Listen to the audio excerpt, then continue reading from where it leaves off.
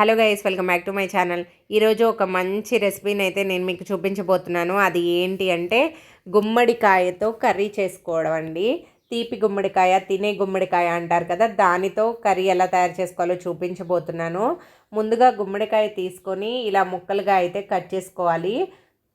లోపల గింజల పార్ట్ లేతగా ఉంటే మనం అలాగే వేసేసుకోవచ్చు. లేదు లోపల గింజలు ముదిరిపోతే మాత్రం ఈ విధంగా అయితే రిమూవ్ చేసుకోవాలి. ఈ గింజలు అస్సలు ఉడకవండి, బాగా కస్కస్ అంటూ ఉంటాయి కాబట్టి మనం కంపల్సరిగా అయితే రిమూవ్ చేయాల్సిందే గింజలు ముదిరిపోతే. తర్వాత పై పొట్టును కూడా శుభ్రంగా పీల్ చేసుకోవాలి. మీరు పీలర్తో అయినా పీల్ చేసుకోవచ్చు, చాకుతో అయినా పీల్ చేసుకోవచ్చు.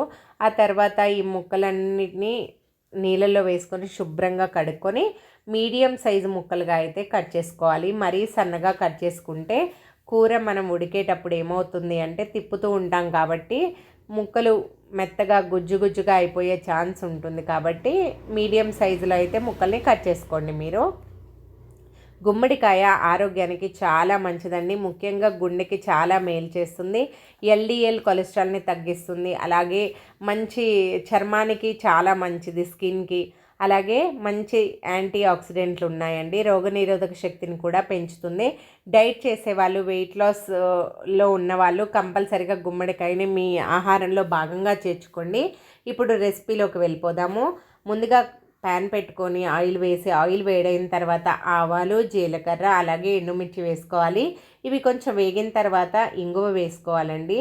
ఇంగువ కూడా వేగిపోయిన తర్వాత కట్ చేసి పెట్టుకున్న ఉల్లిపాయ ముక్కలు అయితే వేసుకోవాలి. ఇప్పుడు ఉల్లిపాయ ముక్కల్ని కొంచెం సేపు మగ్గించుకుంటే సరిపోతుంది.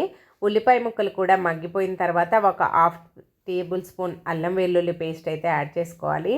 ఈ అల్లం వెల్లుల్లి పేస్ట్ కూడా పచ్చివాసన పోయేంత వరకు ఫ్రై చేసుకోవాలి. ఆ తర్వాత పసుపు యాడ్ చేసుకోవాలి. పసుపు కూడా కొంచెం మగ్గించుకున్న తర్వాత ఇప్పుడు కట్ చేసి పెట్టుకున్న గుమ్మడికాయ ముక్కలను అయితే ఇందులో వేసుకోవాలండి. వేసుకొని ఒకసారి మంచిగా కలయపెట్టుకొని మూత పెట్టి మగ్గించుకోవాలి. మూత లేకుండా మగ్గితే ముక్క అనేది తొందరగా ఉడకదు కాబట్టి మనకి మూత పెడితే చక్కగా మగ్గుతాయండి ముక్కలు. చూసారా, ఇక్కడ హాఫ్ అయితే మగ్గిపోయాయండి ముక్కలు, చక్కగా కలర్ చేంజ్ అయిపోయాయి కదా.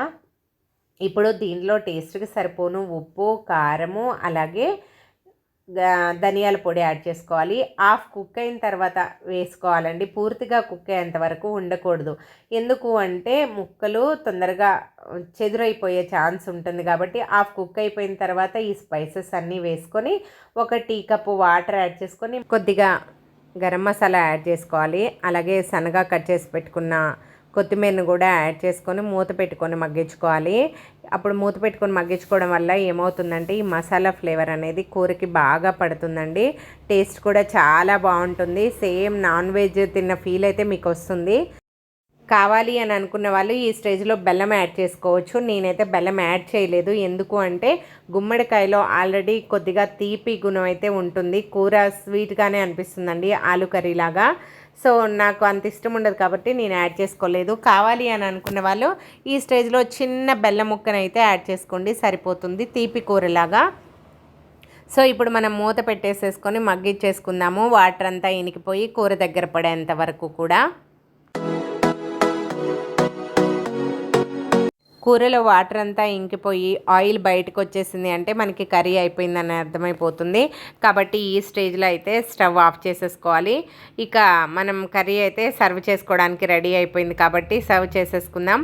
దీనిని రైస్లోకి సర్వ్ చేసుకోవచ్చు, అలాగే చపాతీలోకి కూడా కాంబినేషన్ చాలా అంటే చాలా బాగుంటుంది. మీలో ఎవరైనా ఇంతవరకు తినకపోతే ఒకసారి తప్పకుండా ఈ రెసిపీని ట్రై చేయండి. అలాగే నా ఛానల్ని ఫస్ట్ టైం చూసేవాళ్ళు నా ఛానల్ని సబ్స్క్రైబ్ చేసుకోండి. Thank you for watching.